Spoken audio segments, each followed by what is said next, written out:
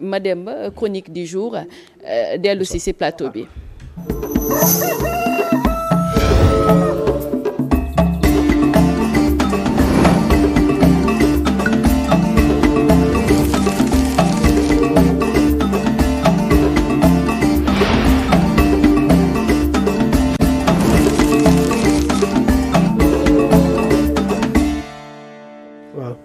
Alors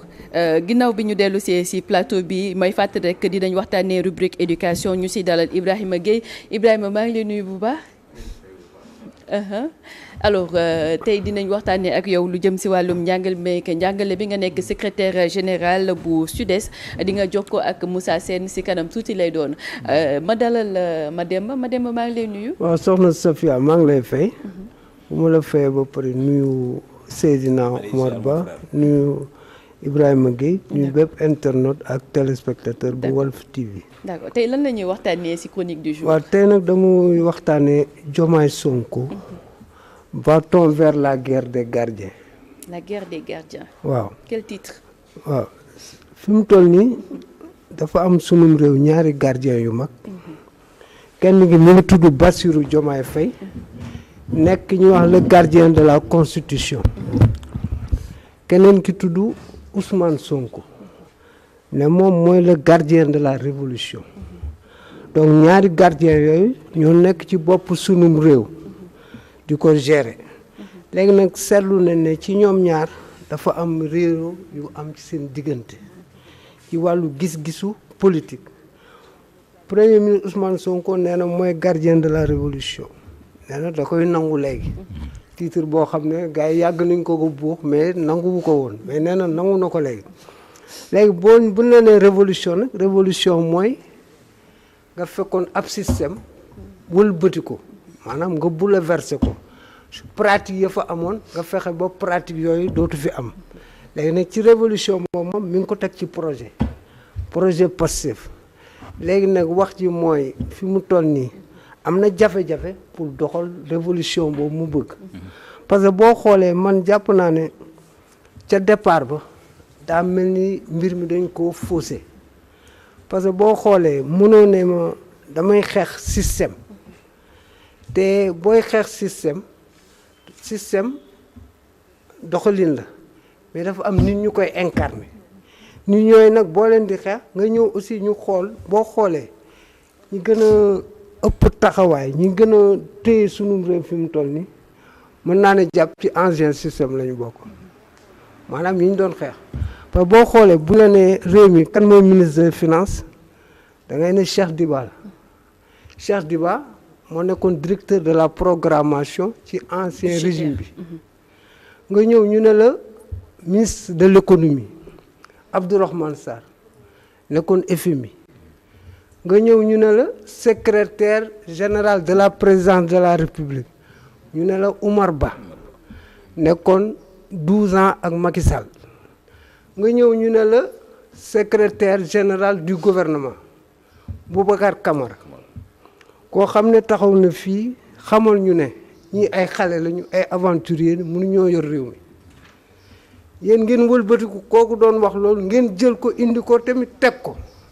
day mel ni da ngeen ko jox dëgg moom leen yéen ay aventurier mun leen yor réew mi ngeen dem ba ci jëmmi jamono ngeen woowaat ko ne ko kaay fii toog fii mu ñëw toog nekk secrétaire général du gouvernement donc yooyu yëpp bu dajal nga ñëw aussi Al Amin Lo ancien directeur de l'agence de la BCEAO léegi yooyu yëpp te yow nga ne ñu dette cachée am na dette cachée boobu ñi ko doon incarné ñi ngi ci gouvernement bi sëñ bi loolu doy na war de donc ça veut dire que il y a des problèmes de coaching et de casting léegi nag boo xoolee toujours Ousmane Sonko premier ministre day lamantew day jàmbat mbir yi doxul bañ na ko sax ba dem nañu ne moom ci boppam moo ñu xamal ne amatul yaakaar ci reddition des comptes maanaam saytu bi ñu doon saytu suñu alal ak fi mu jaar ak ñi fa nekkoon fi ñu ko jaar nee na moom amatu ci yaakaar donc ñun ñi amoon yaakaar ci ñoom ñun nan la ñu war a def loolu mooy question bi. ñun dañoo amoon yaakaar ci ñoom Sénégalais 54% des votants yooyu amoon ci ñoom yaakaar yow nga dem ba ci bopp mbir yi tar ba nga xam ne yow nee nga ñu amatoo yaakaar ci reddition des comptes ñooñu war nañoo jaaxle de Adja bu loolu weesoo nga gis ne nag diggante mook Bassirou Diomaye Faye ki nga xam ne mooy le gardien de la constitution kenn ki nekk le gardien de la révolution bokkatuñu gis-gis seen vision politique àndatu léegi nag dem nañu ba nee nañu moom Ousmane Sonko xamal nañu ne dafa nekk ci cohabitation douce cohabitation fan lañ ko doon xamee mooy ñaar ñoo xam ne ñoo ŋànk am réew maanaam président de la République ak premier ministre bokkuñu camp. pouvoir et opposition. bokkuñu camp loolu la ñu mës a xam ci cohabitation ñi apparemment ñoo bokk camp waaye ci jëfin ak ci doxalin bokkuñu camp parce que boo gisee vision politique yi bokkatuñ ko te vision politique aussi moo lal gouvernance dafa mel ni ñun ñaar ñu ànd rek di dem ba jëmmi jamono ñu àgg Thiès ma ne la man mii Kaolack laa jëm yow nga ne ma Saint-Louis nga jëm bu dee ñun ñaar ñëpp lu ñuy wax dëgg la ci ñun Adja war nañoo tàggoo de ah bokkatuñu yoon léegi nag problème foofu léegi nag ku nekk nag mi ngi lal ay stratégie Ousmane Sonko sa stratégie est claire moom nëbbu ko il prépare le local il veut le pouvoir en 2029 xaw ma nag lu ñu waxante woon ñoom ñaar ñu ngi koy wax ñun suñu yoon nekkul ci loolu ñun li ñu intéressé mooy sunum réew nañu fexe ba mu dox nañu fexe ba am préoccupation Sénégal yi aussi ñu dawal ñu lijjanti ko parce que crise yi dañoo bari il y a des crises qui sont multiformes santé éducation mbay mi économie bi même il y a la crise des mœurs dans ce pays donc yooyu yëpp bu dajaloo les défis sont là et ils sont à gérer léegi nag ku nekk nag mi ngi dérouler sa agenda ñu wax ko ñu bañ ko la crise existe mais les questions bi mooy jusqu'à quand ñaari gardiens yi ba kañ la ñuy mën a ànd jusqu'à quand léegi nag Bassirou Diomaye de sa part moom il est froid il a la froideur de Diouf moom doo ko dégg muy wax le gardien de la révolution rek muy wax le gardien de la constitution moom déggoo ko muy wax moom dafa jàpp njàmburam di teew poser ay actes te actes yi muy poser aussi dafa am signification parce que depuis le 8 novembre Ousmane Sonko wax nañu avant le 8 après le 8 mais après le 8 ba la Diomaye ngi poser ay actes te le 7 bi incha allah ñoom seen coalition dina def assemblée générale boo xam ne seet ñoom les textes qui régissent leur organisation. depuis le 8 ban acte lay posé Diomaye. depuis le 8 bi mu njëkk a posé mooy d'accordul ci coalition apte li mu d'accord mooy coalition Diomaye te ki mu ko dénk mooy Mimi Touré ensuite daje na ak ñoom daje yëpp li ñu ko laaj candidature kii nu mu tudd Ousmane Sonko ça ne l'engage pas. mais réponse boobu lan nga si mën a jàng. lan la ci mën a jàng mooy moom fi mu toll nii il joue dans le clair obscur waxagul lu leer te comme que waxagul leer mën nañ jàpp ne moom am na peut-être ay ambition présidentielle parce que boo ko laajee ci waxu président aussi waxu loolu leer léegi nag loolu mooy problème bi léegi nag moom quelle sera son attitude ci yooyu la ne ñun xamuñu ci luñ taxaw parce que il y a d'un côté un gardien de la révolution qui pose ay actes ak un gardien de la constitution qui pose des actes léegi nag jusqu'à quand parce que un compagnonnage a des limites objectives Adja buñ demee ba mënatuñu dem la conséquence qu'il faut en tirer soit le premier ministre se démet soit on le démette léegi nag personne d'entre eux n'ose prendre l'initiative de la rupture kenn ñemewu ko. mais foofu xam nga lu tax parce que Ousmane Sonko dafa am ce qu'on appelle la légitimité politique moo téye parti bi moo téye assemblée nationale kële moo téye institution yi dañuy xaw a ragalante parce que Ousmane Sonko lii Diomaye def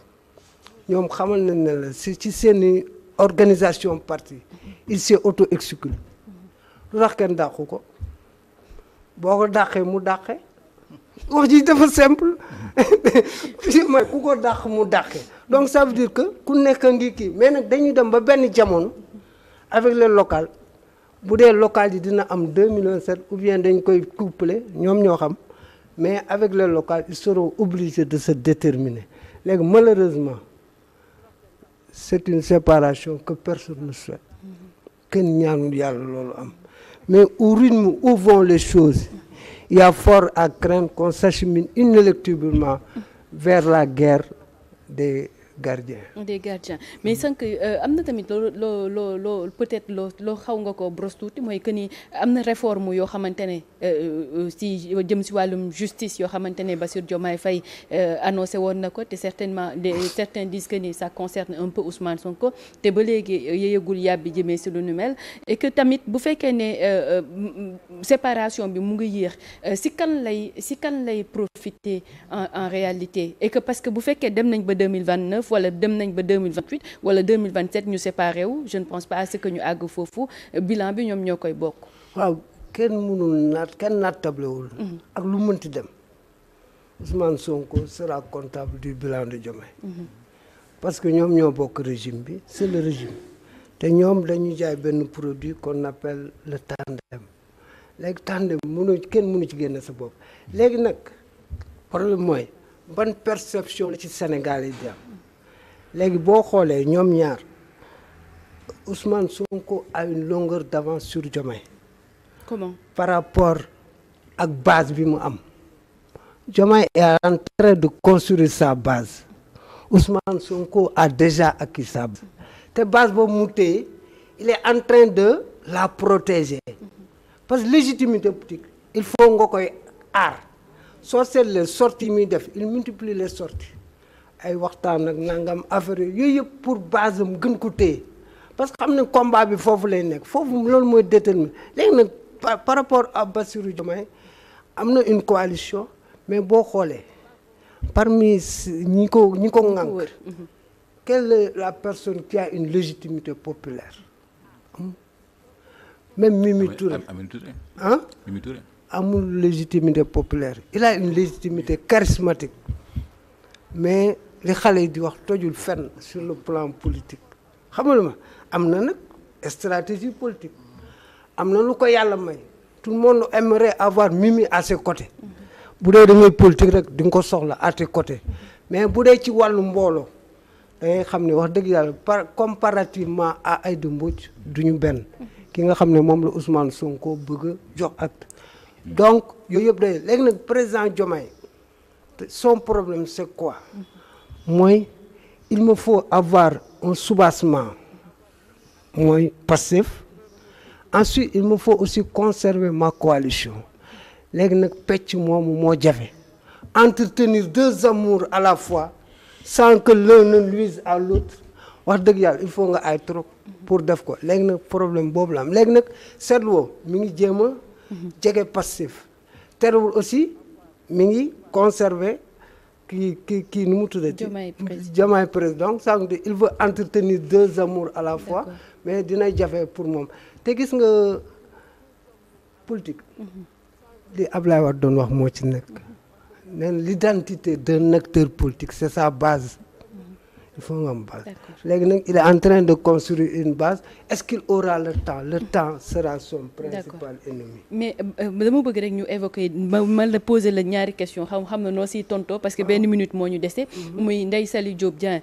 si jamono ji moom tamit setal nañ ko tamit est-ce que du loolu du firndeel précipitation bi ñu doon wax parfois si dossier yi gaaw tuumal nit et autres même bu fekkee ne tamit setal nañ ko tamit beneen bi mooy nga ñëwaale ramasser waale un peu rek sur la candidature de Macky Sall à l'ONU. waaw léegi man jàpp naa ne la justice est en train de faire son travail. parce que justice ci ay fait lay kii. du kii ci supputation. léegi nag li ci am solo mooy soxna setal nañ ko ça veut dire que notre justice mi ngi tegu fi mu war a tegu léegi nag li ci des mooy dañuy fexe ba bu ñuy jàppati nit ñu teg ko ci firnde yi mais malheureusement c'est sur des soupçons ñuy jàpp nit ñi léegi nag par rapport à la candidature de Macky Sall c'est une candidature qui fait débat léegi nag 30 secondes. li ci intéressant mooy quelle sera la position du Sénégal aucun texte législatif terewul nga nekk candidat sans l'appui de ton pays mais nag Adja baax na et puis même le conseil de sécurité favorise les candidats yoo xam ne qui ont le soutien de leur pays parce que buñ ne leen nit baax na Adja mbokk yaa ko wax donc yooyu yëpp te régime bi cohérence pour cohérence ak li ñu fi wax yëpp ak li ñu ko teg lépp ci ndox Macky Sall il serait illogique pour ñoom ñu soutenir ko c'est une question de cohérence quoi. D'accord ñu lay sant bu baax di la gërëm Mademba. mais nag l'histoire a montré que des fois la politique ak les principes dina am war boo xoolee 2001 Ablaye Wade avec le secrétariat général de la francophonie xam nga Jacques Chirac moo ko njëkk a porté bi ñu interviewé Ablaye Wade dafa ne le Sénégal n'a pas encore de candidat mais bi mu xoolee cordon de solidarité bi ak de soutien autour de kii Abdou Diouf te ñu bokk seen ñàmbur mais sëñ bi dafa entrer dans les rangs. waaw parce que des fois xam nga sànq wax nga ko nit buñ nee baax na ndax mbokk yaa ko wax peut-être day fekk mbokk ya bëgg la tamit buñ la bëggee mën nañ wax ci yow lu baax buñ la bëggul tamit mënuñoo wax loo xamante ne lu rafet la. mais jëf day déterminer mbaaxaayu nit ki wala mbonaayam. surtout ça surtout jëf ji ëpp solo. moo tax ma ne la ça dépend de qui parle en réalité. D'accord ñu dem xooli ji éducation dellu si plateau bi.